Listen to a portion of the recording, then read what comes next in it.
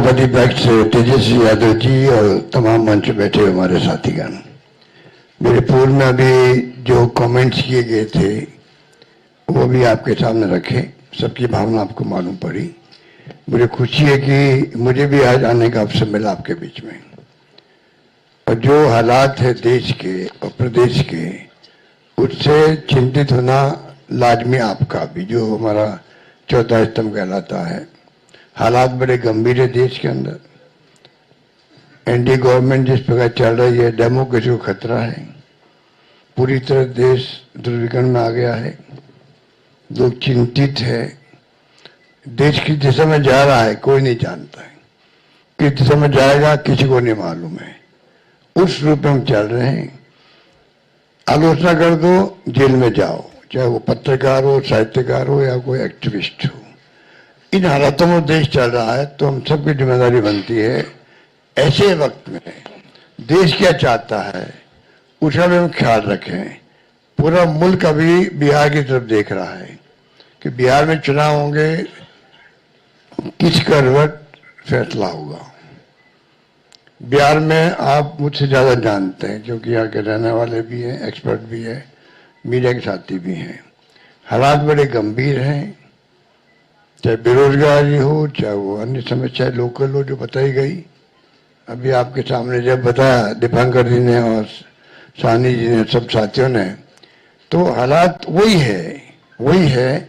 किसान हो, मजदूर हो, आम आदमी हो, छात्र हो, युवा हो, चिंता लगी हुई रोजगार की उसको। और जब हम लोग देखते हैं, पूछते हैं, तो लोग बदलाव चाहते हैं। खड़गे साहब ने, राहुल गांधी जी ने, सबने भी असेसमेंट करवाया। सब लोग देखते हैं कि बिहार में किस रूप में जनता का एक मनोबल बना हुआ है, विश्वास बना हुआ, इस बार बदलाव होगा।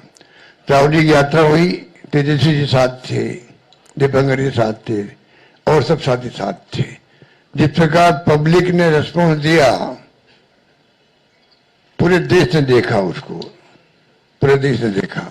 इन हालातों में हम लोग चल रहे हैं। बहुत एक चुनौती हमारे सामने, क्योंकि वो शक्ति वो है जिनका एक मुखौटा है खाली डेमोक्रेसी का। कोई यकीन नहीं है डेमोक्रेसी के अंदर उनका। ये मैं आपको क्या कहूं, आप खुद जानते हैं। मुखौटा पहन रखा है। ऐसे लोग शासन करें देश के अंदर, चिंता होना स्वाभाविक है हम सबको। इसलिए मैं कहना चाहूंगा कि इस मौके पर जो है, इस मौके पर अभी दीपांकर जी कह रहे थे कि पिछला चुनाव भी जो है, अभी तो इंडिया गठबंधन बन गया प्रदेश भर के अंदर, अच्छी परफॉर्मेंस दी है पार्लियामेंट के अंदर। कोई कम बात नहीं थी। 240 पे लाके छोड़ दिया उन लोगों को। 400 पार के नारे लगा रहे थे वो लोग। सब कुछ देख लिया देश ने, और फाउल नहीं खेलते तो हो सकता है सरकार भी उनकी नहीं बनती। उन हालातों में हम जब देखते हैं तो पाते हैं कि अब लोग समझ गए हैं। पिछला गठबंधन आपका लोकल था, महागठबंधन। तेजस्वी जी ने उस वक्त में भी कमाल किया, और जिस रूप में मामूली वोटों के अंतर से सरकार उनकी बन गई, मामूली वोटों के अंतर से बन गई सरकार उनकी थी। जिस प्रकार से साम दाम दंड भेद, ये उनका भाव है। बदले की भावना उनके फितरत के अंदर है। ऐसे लोग बैठे हुए हैं। धन बल का कोई कमी नहीं है। आपका जो इलेक्ट्रल बॉन्ड, वो तो एक एग्जाम्पल है। सुप्रीम कोर्ट ने कहा अनकॉन्स्टिट्यूशनल है ये। इतने कहने कैसे काम चलेगा? जो पैसा जमा है उनके पास में, जो खेल खेल रहे हैं देश के अंदर, चुनाव को प्रभावित कर रहे हैं, सरकारों को गिरा रहे हैं। मॉडल अलग अलग है उनका। मध्य प्रदेश मॉडल अलग, कर्नाटक मॉडल अलग था, महाराष्ट्र का अलग था और राजस्थान का अलग था। राजस्थान की दाल नहीं गली, इतना फर्क है। आप सबके आशीर्वाद से हमारी सरकार बच गई और 5 साल हमने शासन किया। उन्होंने कमी नहीं रखी थी सरकार गिराने के लिए। उस माहौल में देश में जो हालात बन रहे हैं, ये मॉडल है चुनाव जीतने का भी। किस प्रकार फाउल खेलो, किस प्रकार गुमराह करो, लोगों को भ्रमित करो, झूठे वादे करो, झूठे आरोप लगाओ विपक्ष पर। यही राजस्थान में भी किया हमारे वक्त। मैं तो अपने अनुभव से कह सकता हूं हमारी सगा बन सकती थी इसे बार। तो उन हालतों में लोग जो प्राइम मिनिस्टर हो, चाहे गृह मंत्री हो या इनके खुद के लोग हों, जिस प्रकार ये राजनीति कर रहे हैं, दंगल के आधार पर कर रहे हैं, आप हम सोच नहीं सकते। जो हम लोग बताता मैं मध्य महाराष्ट्र का भी कोई सोच नहीं सकता किस प्रकार ये धनबल का उपयोग करते हैं चुनाव जीतने के लिए। चुनाव आयोग की हालत आप जानते हो। ऐसा चुनाव आयोग, मैं 50 साल राजनीति कर रहा हूं और मैंने देखा है केंद्रीय मंत्री के रूप में भी और मुख्यमंत्री 3 बार में रहा हूं। ऐसा माहौल इलेक्शन कमीशन में, इतनी बदतमीजी, इस प्रकार का व्यवहार विपक्ष के साथ में मैंने कभी नहीं देखा आज तक। उनके पत्र भी आएंगे खड़गे साहब के पास में, किसी के पास में, तो लैंग्वेज लिखी होगी, वो आप सोच सकते हो कि क्या स्थिति बनती है, क्या लिखते हैं। प्रेस कॉन्फ्रेंस करेंगे, क्या आरोप लगाते विपक्ष पे, ऐसा कभी आज तक नहीं हुआ।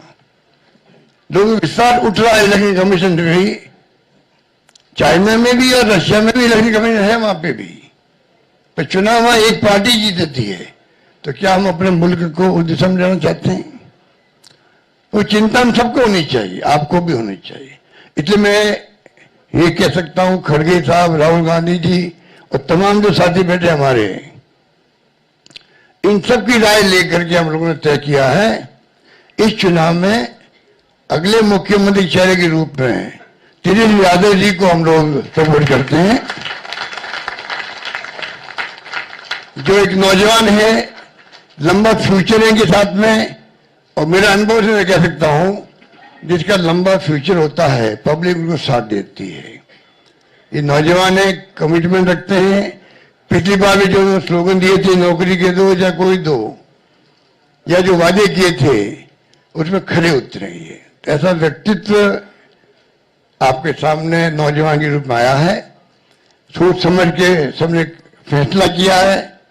ये नेता के रूप में उत्तरंग मैदान में राहुल गांधी जी ने मिलकर जो यात्रा करी थी, बड़ा इम्पैक्ट है।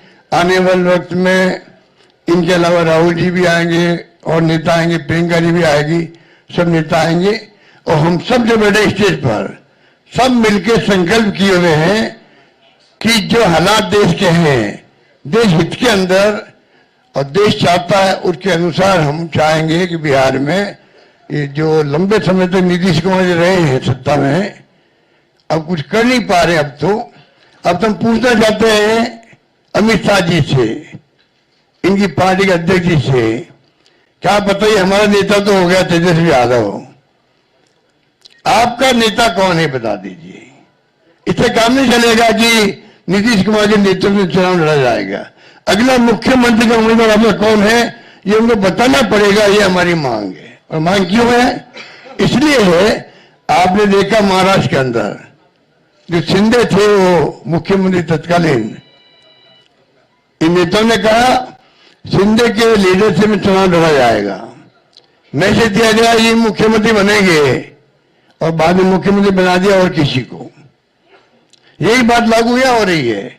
अमित शाह जी आए, कहते चले गए हम चुनाव के बाद में तय करेंगे मुख्यमंत्री कौन बनेगा हमारा, पर नीतीश कुमार के नेतृत्व में चुनाव लड़ा जाएगा। तो महाराष्ट्र का एग्जाम्पल सबके सामने। इसलिए मैं इतना कहना चाहूंगा कि चुनाव में हम लोगों ने सोच समझ के तेजस्वी जी को घोषित किया नेता, और हमें पूरा यकीन है कि जो है तेजस्वी जी की घोषणा करना मायने रखता है।